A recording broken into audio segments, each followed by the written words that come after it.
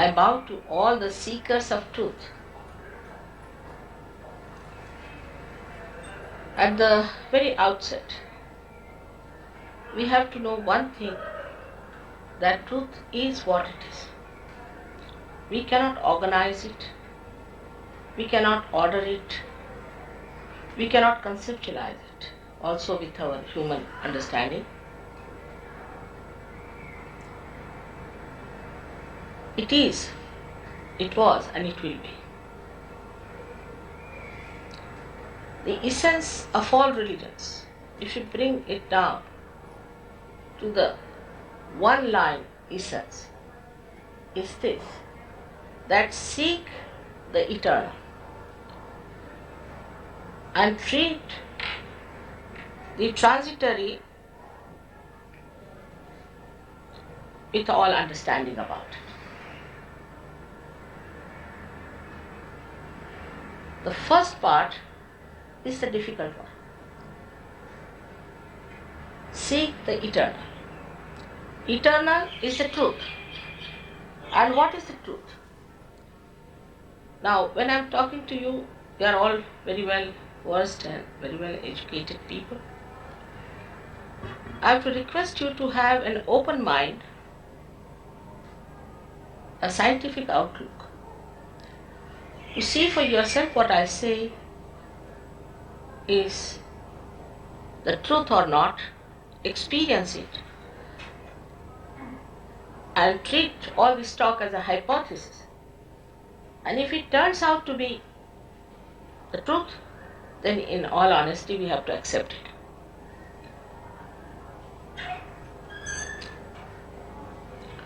So there are two things which we may not accept, but they exist. One of them is that all this universe, all this creation is permeated by, nourished by, looked after by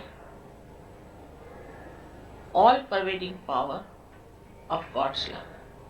In these modern times, even to take God's name is too much.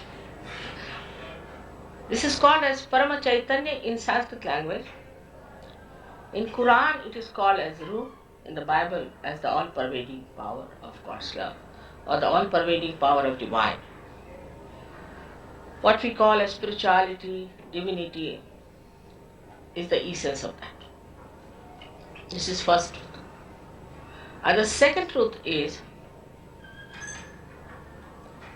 that we are not this body, not this mind, not the emotions, not the ego, not these thoughts. Beyond that, we are the spirit, we are the pure spirit.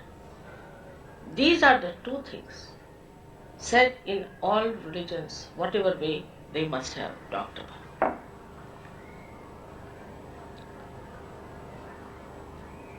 In the olden times, when seeking started in India, India has certain privileges compared to other countries. Firstly, the climate is so good that you can live in a jungle without much trouble. While in the West we would say people started going outward like a tree, the Indians started going downward into their roots.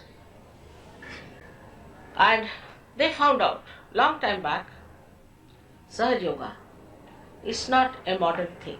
It's an ancient accepted method of getting union with the divine, which is yoga. Sahaja means bond with you. Saha is with Ja, bond. Bond with you is the right to get that union with the divine power. But Sahaj also means spontaneous, because this is the living power that works it out. There is a living power within us which has made us human beings from amoeba stage. And now there's another residual power which has to connect us to the divine. This is the real meaning of the word yoga. And every human being has a right to get united to that all-pervading power. So this is the last breakthrough of our evolution. At human level, as you know, we live in a relative world. Some people say this is good, some people say that is good. There's all a strife going on. But if it is the absolute truth, there should be no two opinions about it. So very humbly we must accept that we have not yet reached that absolute truth, which proves the existence of God, which proves the existence of this all-pervading power, which proves the correctness of what the great prophets, the great incarnations have taught us. Of course, religions have gone into divergence and deviations because of human effort. And they might have been apparently looking to be different. But they were just like flowers on the tree of life at different times, according to the timings. Sanskrit, the word is for the Samayachara. According to the time, the manifestation was there, but they were all created on one tree of life. But people plucked it, started saying, this is mine, and with the dead flowers they started fighting. That's how we see today the problem arising. There was nothing wrong with these saints, nothing wrong with the prophets, and nothing wrong with the incarnations. They all have done whatever was the best for us and have tried to tell us from time to time, at the time of our evolution, what we have to do. But mostly they have been dealing with the transitory things, how not to indulge into the transitory pleasures of life, but to seek the eternal. The second part of it is the seek the eternal. That is to get this yoga to be united with this all-pervading power, which gives you self-realization. To know the self, know thyself, Christ has said it. You are to be born again. Even in Sanskrit language, they call a person who is a realized soul as Dvijaha, means born twice. They call a bird also as Dvijaha, meaning born twice. Means first it's an egg and then it becomes a free bird to fly out. In the same way, a realized soul means a person, a human being, who is connected with that all-pervading power. Now what is the system within us which is being created by God Almighty? Beautifully, because not that He is our creator, but He is our loving Father. And beautifully during our evolutionary process, He has created a very beautiful mechanism within us. I'm sorry we don't have any diagram here of that, but that is described as tree of life in the Bible. It's described as asas in Quran. It's described as kundalini in Sanskrit language. Kundala means coils. Now this power of kundalini is the power which is the power of pure desire. All our desires are impure. You know the law of economics is that in general, wants are not sexual. Today we want to have a table, then want to have a chair, then want to have a car, then want to have a house.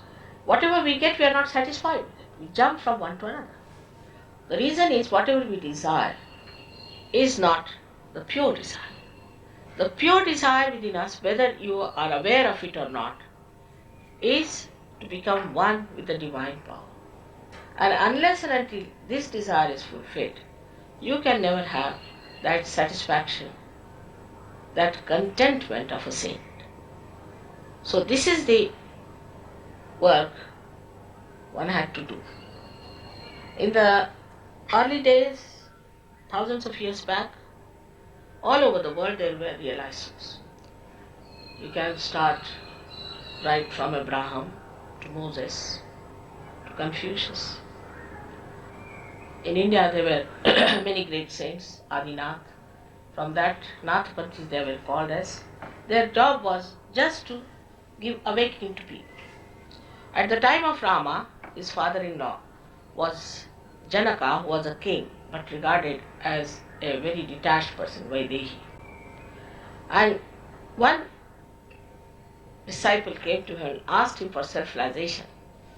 He said, "You can ask for my kingdom, but it's not easy to give you self-realization." He said, "Why?" He said, "The time has not come." So when will the time come? He said, Kali Yuga, that's modern times. This is the time when people would be living under illusions, sabrant, and they will be under shock of destruction. They will not be able to solve their problems, and then they will seek the truth. And many of them who today are roaming about in the hills and dales, in the mountains, Himalayas, will settle down as householders, and they will get their self-realization. That is the time today. Whatever is said about the last judgment, this is the time for that last judgment. Also in Quran it is said that at the time of your resurrection, your hands will speak and they will give witness against you. Exactly this happens in surgery.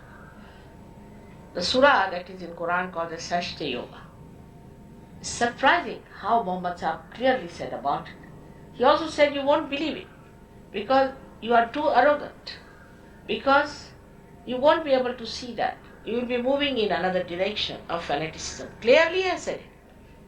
But as it is, nobody likes to really go into the details of it and to find what is between the lines.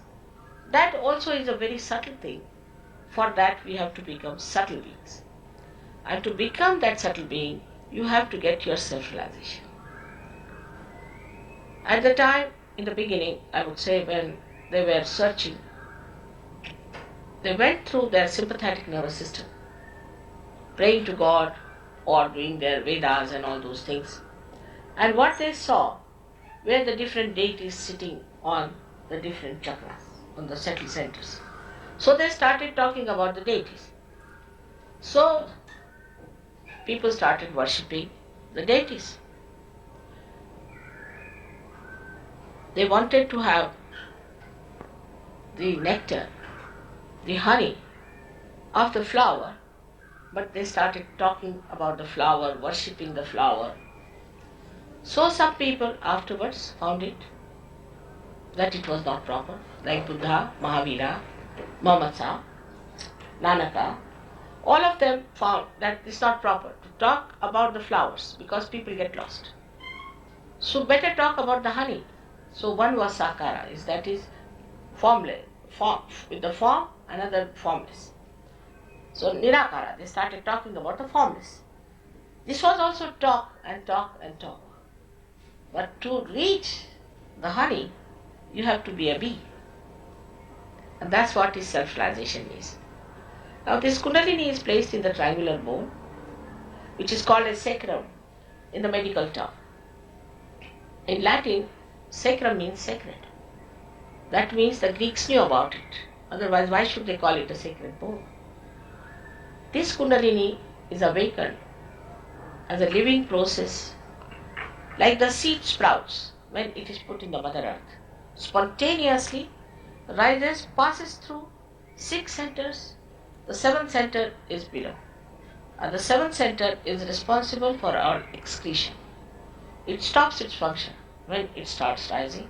So another myth which says that the sex has any part to play in our ascent is absolutely wrong. Because the center of sex, which is the 7th center, is lower than the Kundalini. Then it rises, pierces through 6 centers. The 6th center is placed on the fontanelle bone area, where it was a soft bone once upon a time. But as you grow, through your sympathetic activity, you develop two institutions in your head. From the right activity, which is we can call the power of action, you develop your ego like a balloon. And from the left side, which is your conditionings, you develop another balloon which is called as superego in English language, but in Sanskrit is mana. Both of them join like this, sometimes overlap each other, and the bone becomes calcified. So now you are like an egg, I would say. Then when the Kundalini rises, she passes through this center, which is placed between the optic chiasma known as Agya Chakra, which sometimes people call it as third eye. And this center sucks in these two institutions, opening the limbic area, and through which the Kundalini comes out, and you can feel the cool breeze coming out of your head. The actualization of the baptism. It's an actualization, it's not just a certificate.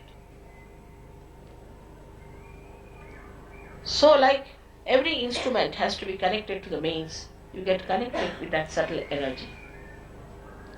And because this is the seat of your spirit, but the seat in human beings resides in their heart. Immediately, the spirit start emitting light on your central nervous system. This is a very important point one must know. So you cannot understand it through your mental activity, but through your evolutionary process.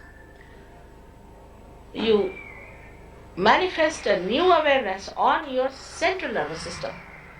And this awareness is called, in the Christian tradition in the olden times, they were called as Gnostics. Gna was what? Gna. Gna Jiran is in Sanskrit means knowledge, from where the Gna comes, Jnana. In the same way the Gna. And Gnostics they were called.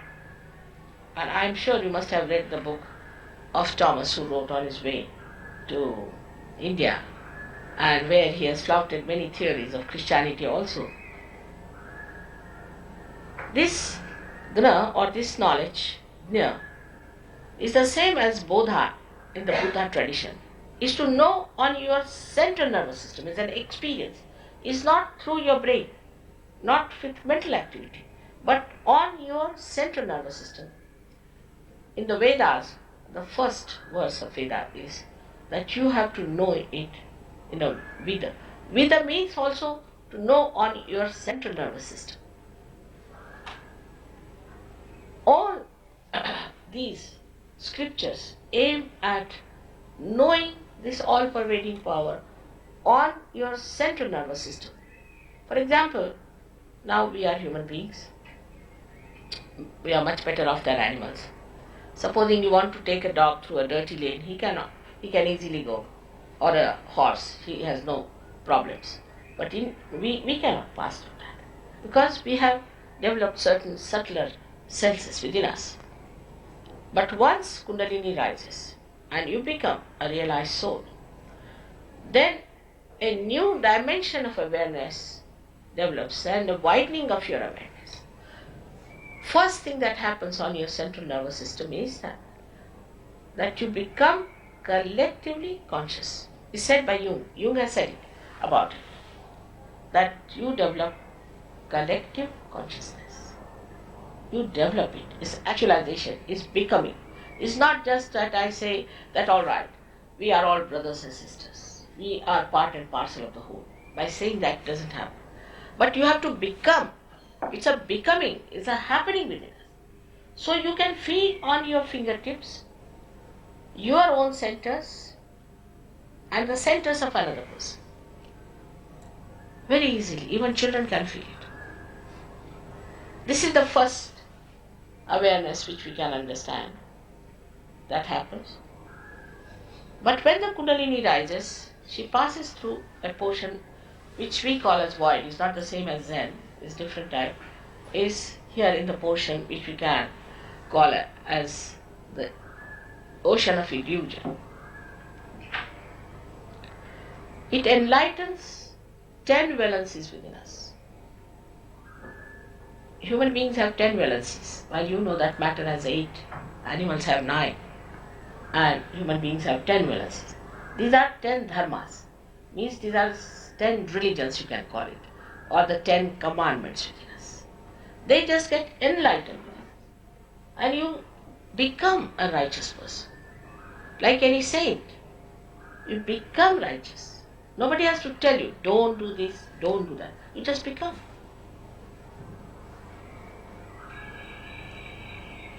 This is what has to happen. Because you see people belonging to any religion whatsoever, whether it is Christianity, Hinduism, or Islam, or anyone. They can commit any sin they want. There's no bondage of religion in them. Anyone can commit any sin. They can kill anybody, they can rob anybody, they can deceive anybody, they can be very mean. Anything is possible, whatever religion one may follow. But when you are not innately religious, as I call it, when it is not built in within you, then this kind of faith leads to fanaticism. And I think today's main problem now is fanaticism and fundamentalism. Everyone thinks that we are the best, we are the chosen ones, we have the full idea. But actually, unless and until you know the reality, you cannot say that you have known it. So to know the reality, the Kundalini has first to be connected with the divine, and then you have to experiment with it and see for yourself and find out what is the reality. On experience. The other day, one miracle happened, I must tell you that. A gentleman was sitting and was questioning me on a radio station. And suddenly he asked me a question. Do you think this is some sort of a Messiah's work? I didn't answer him, but immediately felt cool breeze on his hand. He said, what's happening? He forgot he was on the tape. See? He just said, what is this cool? What's happening? But nothing on my head. He just got lost. He said, nothing on my head. I said, all right, just a little imbalance. Let me work it out. And then he started feeling, oh God. And he said, see, I feel a ball of cool breeze in New Zealand. And everybody rushed from that area to see what is happening, but everybody is listening. Just he asked a simple question like that. And the answer came like a computer. It worked. And he was amazed at himself.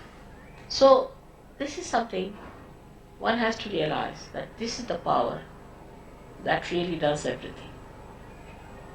What we do is to something dead, supposing some tree is dead, we make this table, we think no end of ourselves. From dead to dead. Just reconstruction. We don't do any living work. But after realization, you start doing living work. If you give these Chaitanya or these vibrations to crops, they grow 10 times more. You don't have to even use we use hybrid seeds, non-hybrid seeds. And hybrid seeds are producing less than the non-hybrid seed when they are given them vibrations. And the food that you eat from that is so good, so tasty. You can give it to flowers, you can give it to nature, you can give it to any sick person.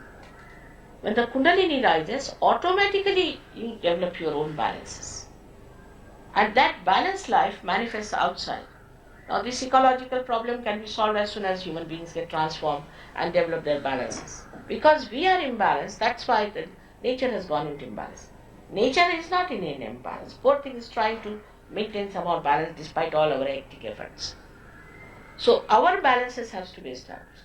So that balance comes into us and we start leading a life of complete balance automatically. Automatically. Nobody has to tell you, but you just don't do it.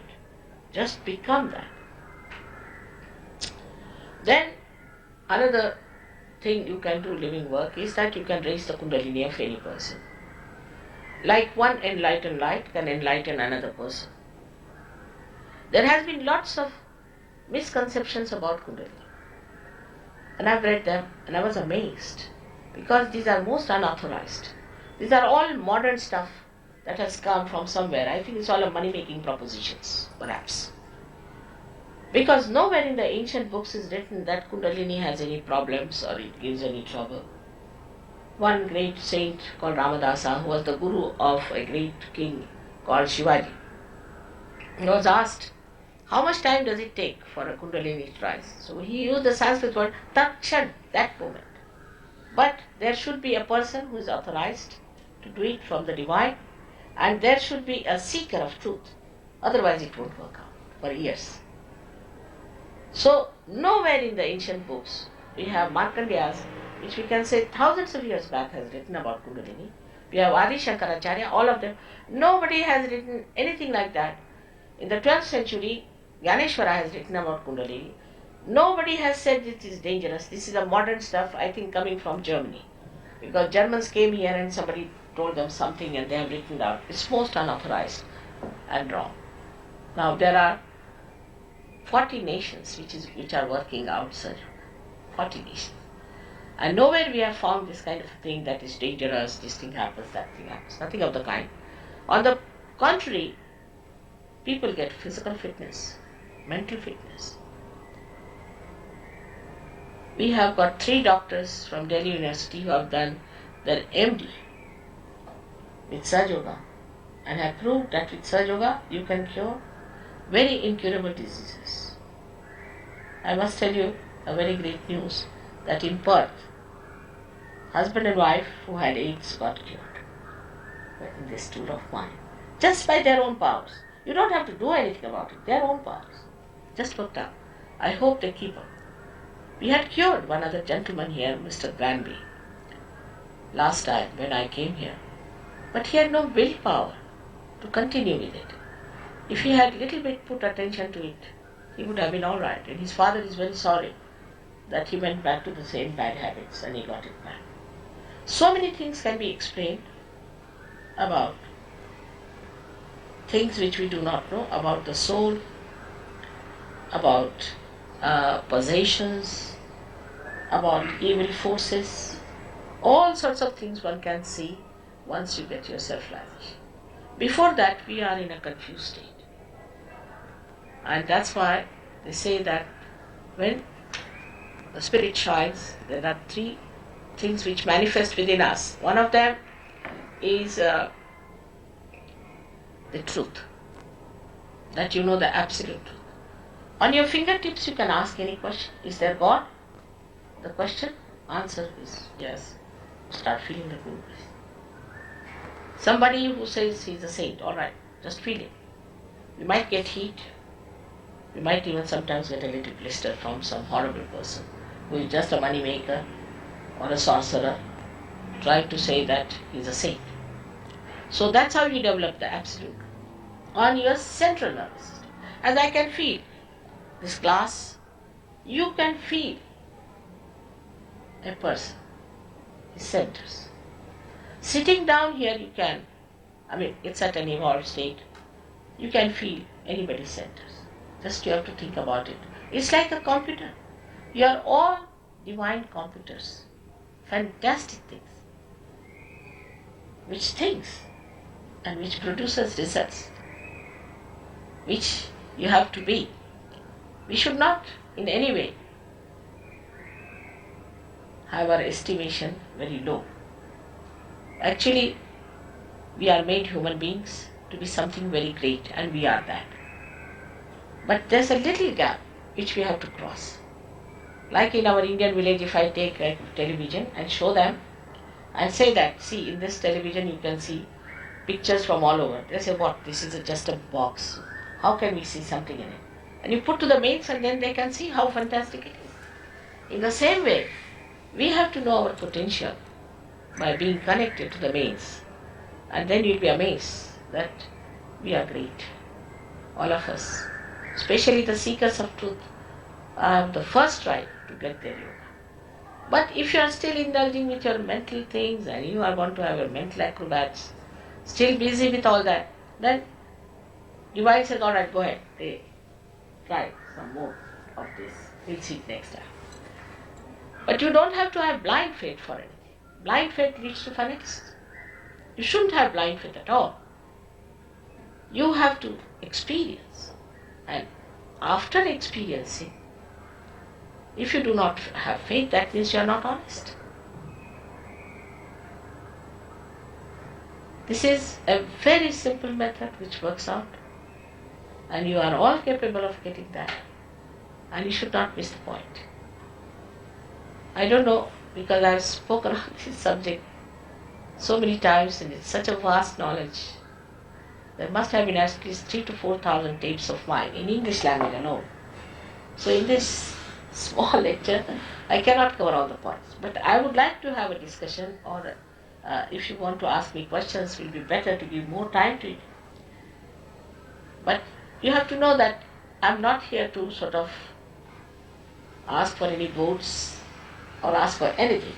I'm here to tell you what you have and what you can achieve. So the question should be relevant and not aggressive. Would be a better idea to know something about it. May God bless you.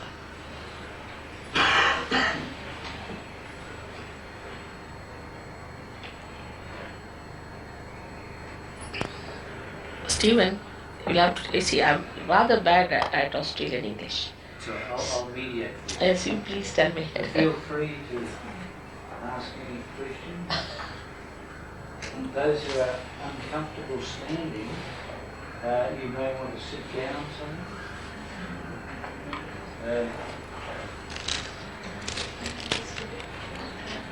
On the floor. Yes. Is there anybody wanting to ask something? Rachel. This will be Canadian English, so. Speak Canadian English, I'll try to make it clear. You pointed to the problem of mental acrobatics, intellectual indulgence, and so forth. At what point can someone who has crossed over the gap and who has achieved perhaps a pure desire, at what point can that person articulate intellectually what he or she has achieved, or can you articulate? You see, when you are mentally working it out, then you reach a point where you think you have not achieved whatever is said in it. That's the point. As we say that first, one has to know it mentally also. Not this, not this, not this. You go on. Yanneti neti vachanai said, so it is not this. This is not so. This cannot be. This cannot be. Then you reach a point, then you become a seeker. And a new kind of a category is created, which William Blake has very nicely categorized. And he says, he called them men of God. Men of God will become men of God and they'll have powers to make others men of God.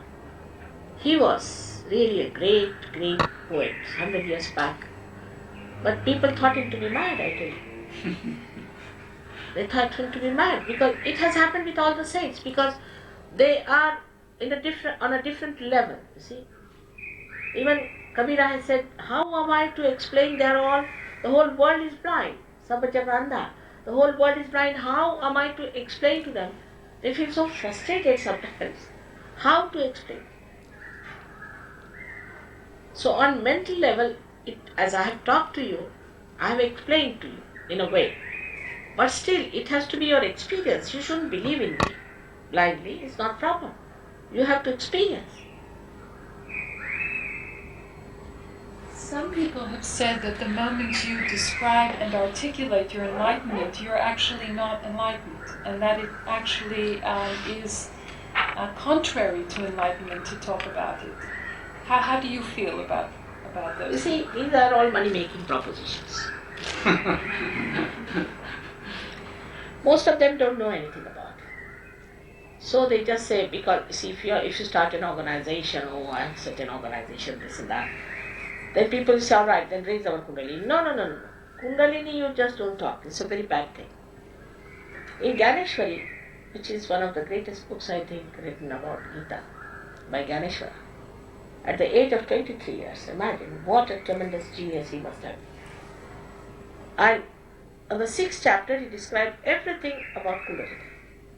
But in the Hindu religion, it's prohibited, especially in Maharashtra, to read even that. What do you say to that? Nishiddha has the word. No, not to be read. It's not to be read. I think what Rachel is getting at, though, applies more to Buddhism. That if, for example, an arhat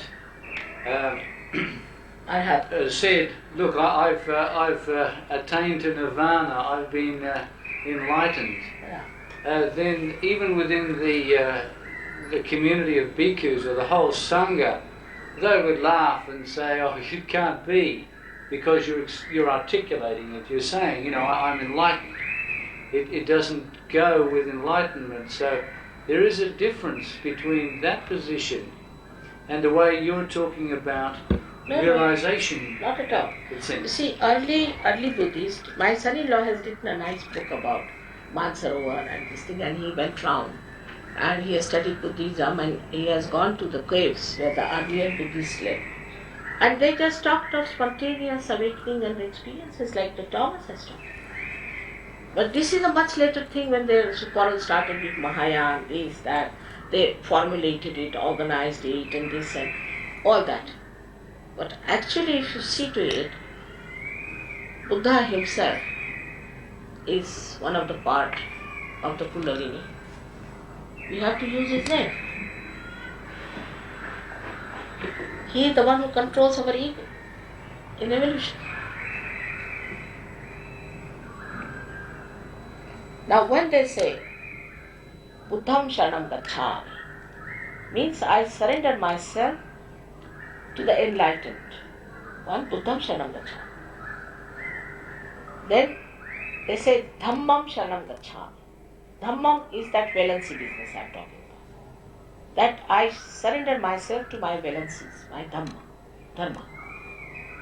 And the third one, he says, is Sangham Sharanam Gacchami. That means I surrender myself to collectivity. It's Sahajayoga. But you should be able to see between the lines. Same about Gita. If you read Gita superficially, you will think that he has said about Karma Yoga and he has said about Jnana Yoga. Now, what Jnana Yoga is what I am talking about. That you have to know it on your central nervous system. But Krishna didn't talk much about it. So then Arjuna asked, what about the karma? So Krishna was an incarnation of diplomacy, I must say. Divine diplomacy. Because he knew about the human brain and he knew how to put it forward. So he said, all right, you do all your karmas and put it at the lotus feet of the Lord. Which cannot be. It's not possible. We may mentally think, oh, I'm doing it all for God's sake, I'm doing it. That's just our imagination. But you just don't do it. Because the karma has to become akarma, means non-action. That's only possible when you get your self-realization. When a self-realized soul gives you Kundalini, he doesn't say, is this your Kundalini? Doesn't say, I do it. He says, it's rising, it's going, it's working out. In the third person he talks. So the whole thing becomes akarma. Then he says that pushpam phalam toyam, whatever are the flowers and things like that you give me, that's the bhakti yoga. I'll take it.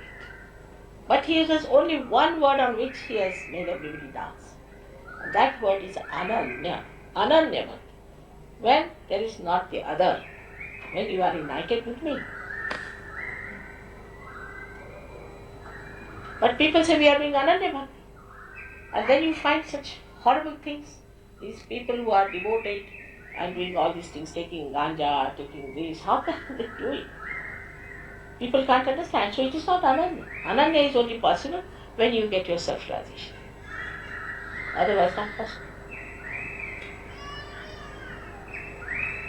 So are you saying that those who write about the mystical experience are true mystics then? It's not what Rachel was saying, that some people would discount them as mystics. They would be true mystics even though they've written about what there is. They've tried to explain their experience, like I'm thinking of people like John the Cross. Can you explain? She's asking, this is Jacqueline, that you are saying then that mystics who have written about their own mystical experiences are truly mystics. Just because they've talked about them and written about them, doesn't mean that. But there are many mystics who are real and there are many mystics who are not. Anybody can call themselves as mystics. I have seen there are Sufis who are real Sufis and there are many who are not. There are many who are saints, real saints, and they are not. How will you make them out? With vibrations you can make them. That's the only way. So their experiences, whatever it is, are not to be taken for granted. But I would see that a mystic who returns to the marketplace, so to speak, and relates their experience, or like John of the Cross didn't feel he didn't want to relate it, but he was compelled by requests of people around him in his community, in the female communities anyway, to relate his experience, and that's sort of something shared then with the collective, so that it's someone who has the experience like a shaman and then can bring it back for healing to others, to the collective. You cannot share it like that. At human level, you cannot share it. You have to be at a higher level. You cannot share it. It's like something you have to see in histology. You have to use a microscope. In the same way, you have to be a subtler being to share the experience of a mystic. You cannot share it. Like see Khalil Gibran now. Khalil Gibran. What will you say? Was he a realized soul or not? Some will say yes, some will say no. I'll say yes. Of course, he was. But I consider it a sharing if someone can say to someone else. You cannot share unless and until you become a realized soul. Yeah. Because there are so many barriers between two persons. You cannot share with anyone. Yeah, It is perhaps within I'm yourself. I'm not perhaps choosing the right word, but I just mean in the sense of the people for whom John the Cross wrote, for example, were needing reassurance and perhaps guidance in their realisation. She's using the example of a famous Spanish mystic, John of the Cross. It's a very, very interesting person with deep spiritual experiences, who then conveyed something of his experiences to ordinary people. I mean, you are conveying your experiences to ordinary people. No, I say your experience. I'm just telling. I didn't tell you anything about my experiences. I'm saying that you have to experience yourself. Not saying that. And now I would say now you are taking Spanish people. Ayla, have you read Ayla? That's the one who is a realized soul. He's a realized soul. I mean, you can see it, he's a realized soul. I mean, you take his book and you have vibrations in your hands.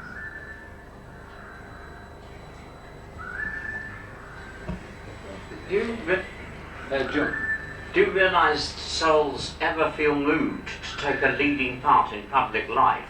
And if so, does it make society a better place when they do it, even though the people under them are only seeking or not realised at all? Of course. I mean, this will not only make a beautiful society of very beautiful people. Now, last year we had 82 marriages, international marriages. And all these marriages are successful. It's very well balanced, beautiful. One or two mishaps sometimes. One or two mishaps. And the children they have are all realized souls. Because there are realized souls who want to take birth, but they want to seek proper parents. You see, they don't want to be born to crazy ones, Naturally, they have to think about it. And so many are now today realized souls, otherwise also born. But parents don't know about them. Are there any leaders of public life in the world today who are realised people that you could... Of course, Gorbachev is. Abraham Lincoln was. Sadat was. So many. The Mahatma Gandhi was there. He was a realized soul. Yes, Mishka. Well, now I can express my dissatisfaction with all these accounts, mystical accounts which I've read. I've read quite a few, and they seem not to speak to me. I feel, yes, they achieved something, but the way they express it doesn't reach me. It's like they don't speak the right language for me. Surprisingly, when I read the philosophy of people who I think are not enlightened, well, they make mistakes, but somehow I'm already led somewhere much further than this account. So I think it's important that this realized soul have good abilities to have some special language to reach the masses. I think someone who is a computer programmer who gets enlightened would have great ability to move other computer programmers. Because I think people like that to be. This is what Sahajayoga is doing, is bridging you. This is what Sahajayoga is. Then you understand all of them. You will understand all of them. You will be surprised. When I started Sahajayoga in London, when my husband got posted there, I had to really struggle with 7 hippies for 4 years, I tell you. Terrible.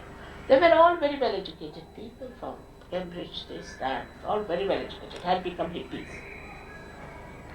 Out of their seeking, they had become hippies. They thought by becoming hippies, they'll seek God, whatever it is. But when they got their realization, they said, now we understand all of that. They went to the libraries, found out this is that is that. The scholarship of England, I saw then, when they got their realization. Before that, Bacon is there, all right, writing this way, that way. Then they found out all the people who were realized souls. And the best of all was Shakespeare.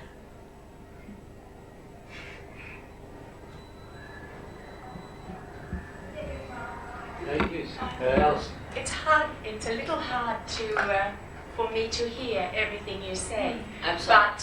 But am I correct in hearing you speak of children as realized souls? Yeah. In that case, is self-realization a gift, or is it the work of a person over a period of time of maturing? It is see, those I'm saying are realized souls have received their realizations in previous lives. And now it's not a gift, it's just an evolutionary process. Okay. Just works out. It's a living process of a living energy.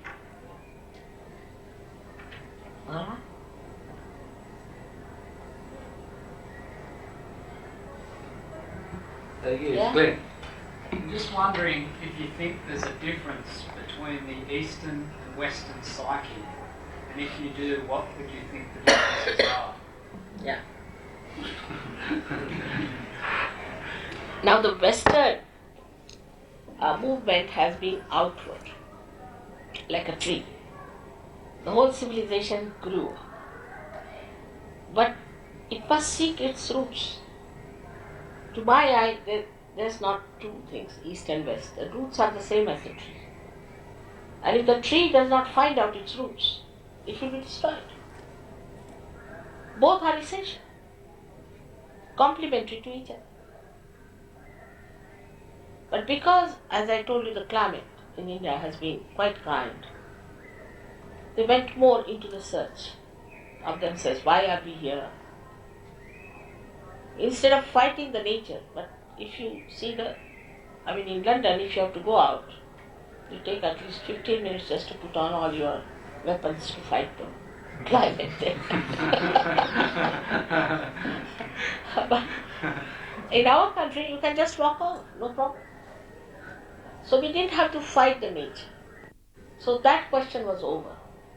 And it was a very beautiful country full of fruits and things. So they could live in the jungles very well. Even now, if you go at the foothill of Himalayas, you'll find all kinds of flowers, beautiful things there. Of course, now it's destroyed because of civilization. So the people indulged more in finding out what is within us. And that's how they live. So the search which is outside through science has to be substantiated and nourished by spirituality. It's very important. So these are part and parcel of the same. God has made only one world. One world. He didn't make many nations. We have done it. And sometimes I feel we move like criminals with our number plate. You see the passport number, this number, that number. God didn't make that one. It's our idea. Because we laugh the same way, we smile the same way, we love the same way, everything is the same. But he had to create variety of faces, otherwise we would have been bored still.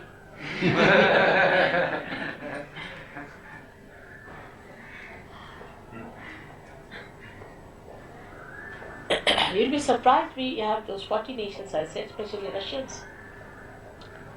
I must say a word for Russians especially, you see. Whatever may have been the mistakes of their dominating administrations and things, whatever they had, there's one thing good. As they didn't deal with politics and other things, you see, they put their minds to search within. They are very well read people, very well educated, very deep, scientists also.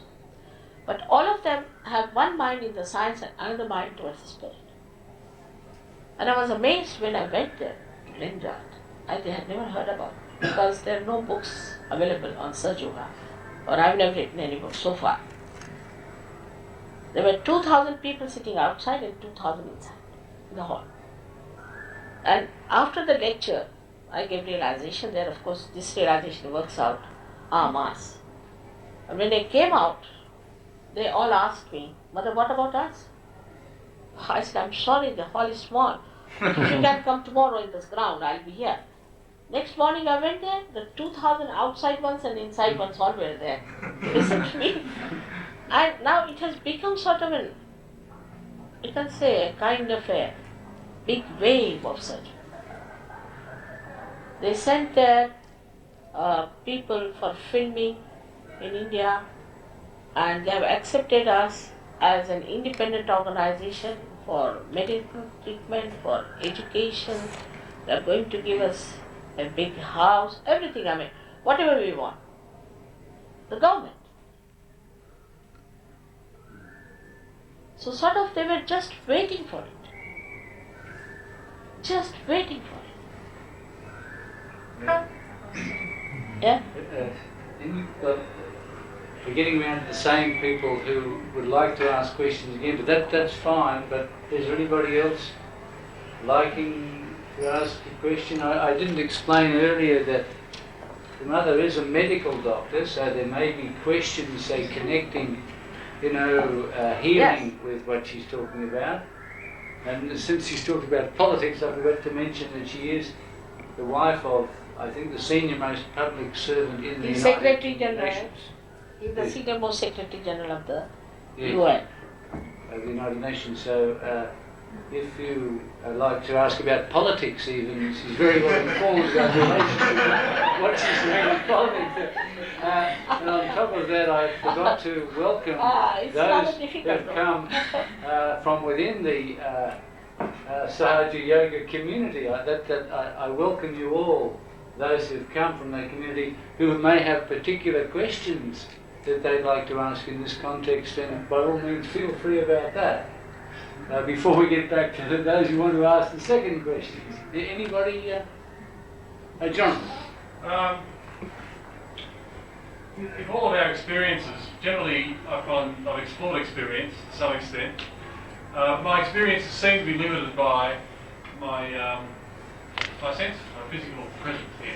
And if there is this all-pervading power that is something which is transcendent to my senses, it seems to me paradoxical. How can I experience this? How can I experience this when all my experience is bound by my senses? I mean, is there a real experience of that? See, I still don't know that. Experience of what? Well, you said that a person can have an experience of this power, this transcendental power. I mean, this is something I still Yes, don't of know. course, it is there. And not only that, but you go beyond your mind because you reach a state which is called as thoughtless awareness. Thoughtless awareness. You are aware, but there is no thought. For example, a thought rises within us and then it falls, then another thought rises and falls. We live either in the past or in the future. At the cusp of these thoughts, we are dancing all the time. So when the Kundalini rises, these thoughts become lean. And there's a space in between which is the present, which in Sanskrit is called as Vilamba. So when the Kundalini rises, you become thoughtless. If you want to think, you can think it, but if you don't want to think, you are in thoughtless awareness. That's the Samadhi state. That's the state of what you call is the meditative state, where first is called as thoughtless awareness. In Sanskrit is called as Nirvichar Samadhi. Then the second state that is achieved is called as doubtless awareness, called as Nirvikalpa. Means you are so evolved that you have no doubts about it, you just work it out. But in a sense that is beyond, even though it's an experience, it's also beyond experience. It's like an experience beyond experience. Because that is an experience of something on which all other experiences are based. Yeah, it is beyond that, So of in course. a sense it's like an end of experience at the same time. No. The experience is of the feeling this all-pervading power. It's precise. Right? And then the experience of feeling your centers on your fingertips, to be precise. Then the experience is that you can become thoughtlessly aware. Then the experience is that if you want to work on other people, you find that you can find out about their own centers and you can raise their kundalini and you can give them realization. So you start experiencing yourself like you enter into a big palace. That's yourself. So first you enter into the hall, then you see other things and then other things and you are amazed at yourself. It's like that. It's a new dimension into which you enter. Yes, Steve. Yeah, this is actually more a political question, but one of the things that fascinates me about world politics at the moment actually seems to be the Hindu fundamentalism. Possibly you can give us... What's it? Well, there seems to be all this Hindu fundamentalism. Would you in like India to at the moment. comment on Hindu fundamentalism? They're just like anybody else. Would you like to comment? But it was very late they started. The reason was also because of the Sikh aggression. The Sikhs started killing people in Punjab, saying that you are Hindus. So they formed themselves into a group, all right, we are Hindus, so what? To protect themselves, more sort of protective way, they started it. But whatever it is, I don't agree with that much. That why don't they get realization? Nobody can touch you. But they'll come round, I think, all of them, one day. Alex. When the realised people write up the accounts of their experience, can you discern in those, and you might like to comment, whether there are any common elements in what I might call in the Western sense triggers for the surrendered life? In other words, experiences that they might have had which led them into the experience of enlightenment. I'm interested in this question from the point of view of the alcoholic, actually, how it is that an alcoholic does undergo a cognitive change, a very pronounced cognitive change, when he's being rehabilitated, particularly in a program like AA. In the enlightened regime, are there triggers or indications that enlightenment might be just around the corner, or something which led you into it. Does that make sense? Triggers now. Triggers are what you pull when you shoot I know down the it. triggers. I know that. One other way of referring to these triggers is what we call predisposing factors Right. for enlightenment. Are people, because of the evolutionary process, in a position where there are more predisposing factors for them to become enlightened? Or are there certain things which could happen in their lives? Like you used the example of the Kali Yuga. It's so oppressive. Yeah. So, suddenly you realize something desperately yeah. has to be done. But I must tell you that the divine is so anxious to give you realization, it doesn't bother about anything.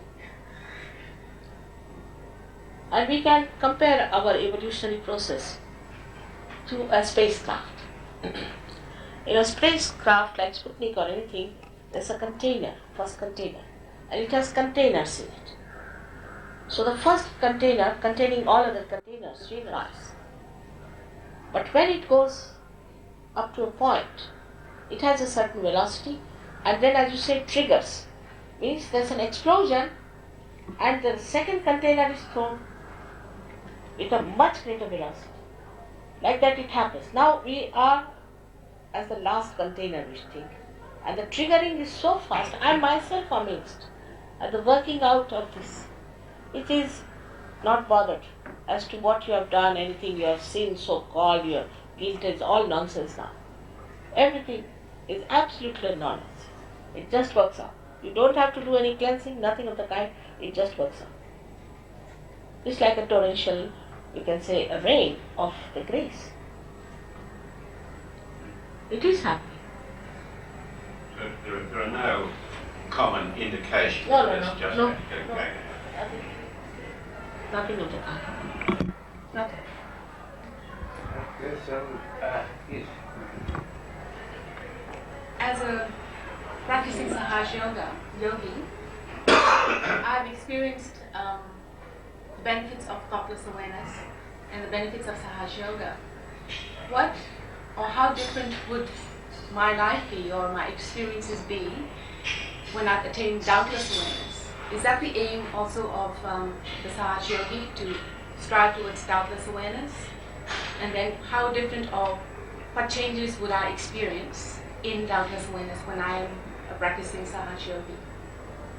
In doubtless awareness, when you rise from thoughtless awareness, what happens that you start growing, because only in present you grow. Start growing, and then you feel like doing it for others also. You want to help others, you want to talk about it, work it out. This is sort of the collective, we can say, the collective generosity starts. And you start working it out for others, you talk to other people, and you start raising their kundalini, helping them and all that. As a result of that, you can become very powerful. You can even control the elements. So many things you can control. And it's limitless, because it is something really that is, we can say, is beyond our conception. How far we can. It's tremendous. Just to follow that, how would I personally work towards realizing this state more and more strongly, this state of doubtless awareness? How do I surrender myself more and more? What things would I do? For that, Buddha has told you that Sangham Sharanam Gacchami. You have to come in the collective. It works in the collective, because it's the work of the collective. Once you are with the collective, all the collective is growing, and with that you grow. So you have to be in the collective. If you sit at home, do meditation, you won't grow. You have to be in the collective, that's all. And in the collective, you just ascend very easily. No problem. Some people have touched so fast, and some people are still a little bit not there, but because those who are higher, they just pull them up. It's a collective happening. So being out among the people, Yes, all those who are realized souls, must mix with them, talk to them, be with them. You sing songs and they enjoy together. It's very enjoyable. The way they enjoy each other is very wonderful. I'll quote a beautiful poem written by one very famous poet, Namadeva, who was just a tailor and was very much appreciated by Nanaka. And he said that now you better write in Punjabi language. So he wrote such a big book of things in Punjabi language and is used in the Guru Granth Sahib. He was a poet from Maharashtra. So one day he went to see another realized soul who was a potter. His name was Gora Kumar. And this potter was busy kneading his clay to make pots. Namadeva saw him there, looked at him, he was so stunned. He says, I came here to see the Nirakara, to see the formless. And here it is in form. What an appreciation, what an adoration, and what an understanding of each other.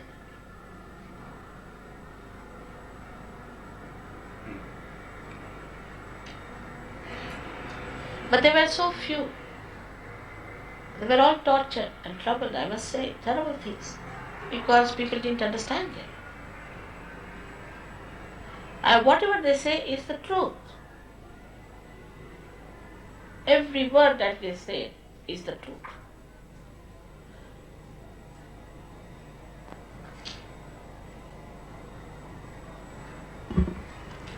So, to Rachel in Michigan. I gather that you have many communities and followers around the world. Yeah.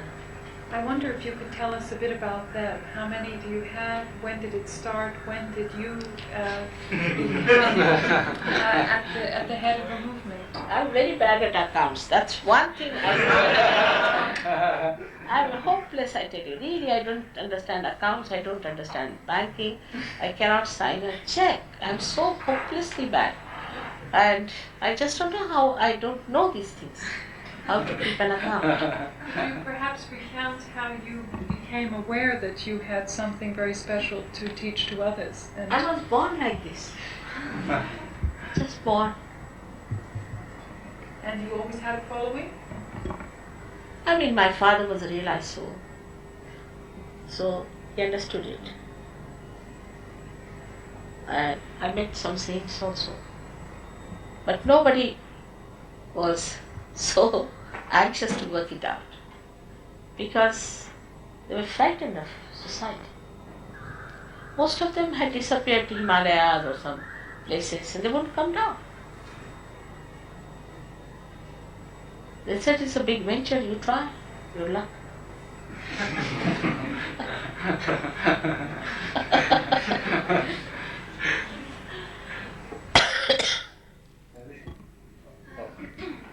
This university is full of people who are very much committed to bookish knowledge. We learn so much, we read so much, and I think maybe some people do it for degree or for position, but I think quite a lot are really devoted to just read more and understand it more in an intellectual way. Now, what role do you assign to this kind of pursuit, intellectual pursuit?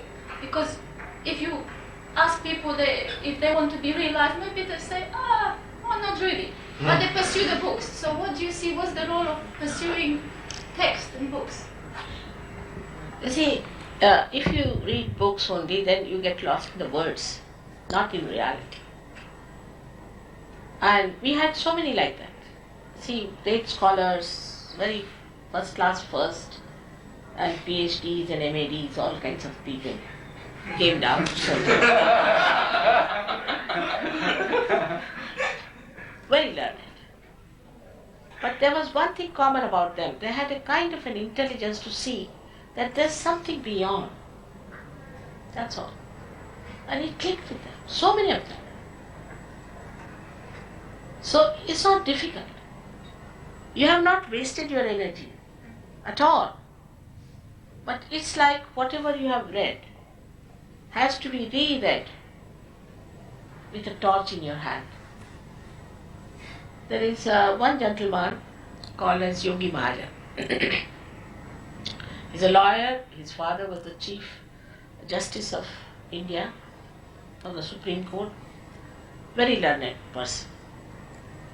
And he had written lots of books also. He came to Sahaja Yoga.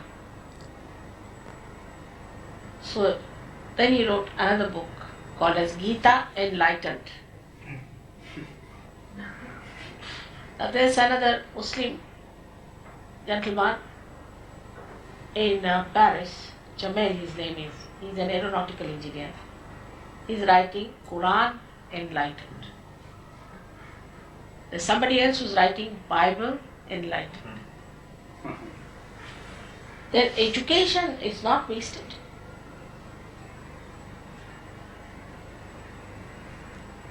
Education is a technique, but the creativity comes from your spirit. It would be like the glass is the education, but you have to have water in it. Then it's complete. John. I just had a question going through my mind when you were answering Rachel's last question. Was this since your centres for what would you call the centres anyway? What would you call your centres? Myself. No, your centres. Your centres, Shakti points. What would you call? How would you describe, the different centres? It's a Shakti, it's a power, it's an energy. I know, I'm referring to the places where you go. Oh, I see. You're talking about the geographical centre. Yeah, seminaries. Yes. Well, how would you refer to your worshipping groups? Your the worshipping community, like in Sydney, is there a name that would be? Yes, they're all my children, I call them. Oh, well, let me answer the question like this. Are among your children, say, Christian priests? You're very ecumenical, obviously. I mean, do they come there looking for realisation? In other words, apply what they have learned, or bring with them what they have learned and try to lift it to another plane in your community? Are there any Christian priests among your children? Which, as far as I know, there are. Yeah. There are. Yeah. There are 3 of them, and one was a very high priest in Italy. Italy. Yeah. In Italy, there's a deviation now, little bit coming up.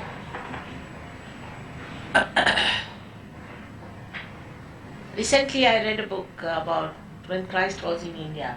Very nice book written by a German priest. And I think he's a realized soul because he knows so many things and he says so many things which only a realized soul can say. Of course, he is a scholar, so he has authentically shown that Christ was there. But the way he has discussed Pauline Christianity and all that is remarkable. Remarkable. With great power. Even Khalil Gibran has discussed Paul. They can see through things. He's not my disciple, but definitely he's a realized soul. He's a priest. We have one priest in London who tried to bring Bishop of Canterbury. And I must say that he sent his advisor to one of my lectures. I never knew he was sitting. But that day, I don't know why, I started talking about something that was not Christianity in the Christians' behavior. And he got very angry and he went. I said that Christ has said, "Thou shalt not have adulterous eyes." What a subtle thing to say. Because in Sahaja Yoga, Christ is placed on the optic chiasma, on the cross. He's the one who sucks in our karmas. That's why he talked of the eyes. Thou shalt not have adulterous eyes. Very subtle. Not only the mind, but even the eyes. And what about the Christian nations, what we see today? I mean, it's horrible. I must say, some things are very immoral. Very immoral. Like in France, now they are saying it should be allowed for housewives to be prostitutes, partly. Even the word sexy for women, I don't like it at all. They are not prostitutes. Why should they be sexy? It's a question of self-esteem.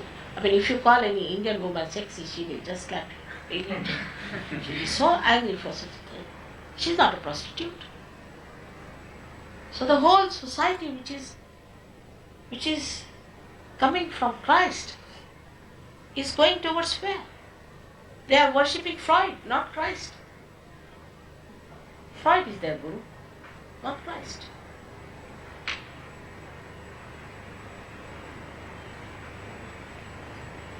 But when you come to Sahaja Yoga, you'll be surprised. Your eyes get steady, your attention gets steady. You really become a Christian in the real sense of the word. Because you get the actualization of baptism. It's not artificial. As William Blake has said that some priest cursed me on my head and I suffered. It's not that. It's the actualization which takes place. Alright? Thank you.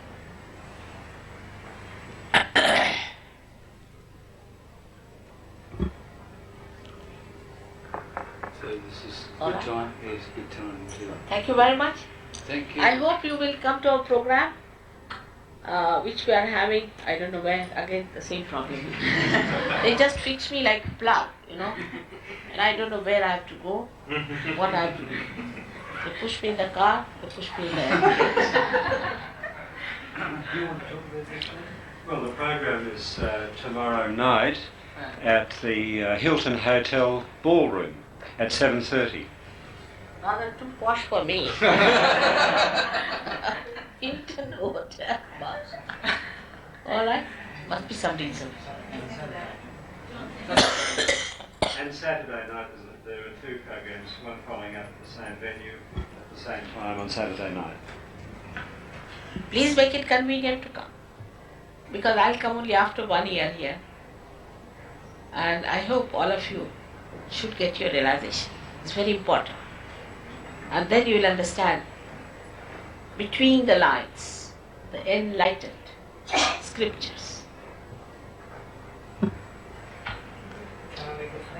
Yes. Actually, I'd like to say a few words to those who are studying. I was doing my master's in philosophy in Bombay University, and I used to read like all of you, I suppose. And after reading, I came to a point where you see that you're still far away from the reality, from the truth. I mean, you take one theory and you feel that this is the best. You read another thing, you feel this is the best, while two might be absolutely contradictory. So what is the truth? And by just reading the books, I personally thought that this is not what I really want from the academics. And that is where I came to Sahaj and have experienced a lot through blessings of Shri Mataji. And I wish that all the seekers should ask for the realization if they really are seeking for the knowledge. Thank you. Now the theories that look contradictory actually integrate after surgery. Absolutely integrate. I'll give an example. Now supposing if I have all the powers, I'm the greatest capitalist. But I can't live without distributing it. So I'm the greatest communist. If you don't have the capital, how can you distribute it? But the capital of spirituality is involved. Not these worldly things. These are transitory. All these theories that look contradictory actually are integrated. All religions which look contradictory, they all integrate. Actually, we get integrated within ourselves. Complete integration takes place. So you don't have to deny any religion, you don't have to argue it out, but you have to see for yourself the truth that they are all one. No difference at all. That was the time it had to be done. This was the time it was to be done. Now this is the time of Kundalini awakening. So I talk of Kundalini awakening. This is not the time when I have to take the Jews out of somewhere. That Moses had to do. So this is another work. Whatever is the time, the maturity of the tree of life, one has to do that way. And that's how it works out. So thank you very much. Very kind of you to have invited me. I'm really enamored that people of such intelligence should pay some attention to Sahaja Yoga, which is very humble. That's very much.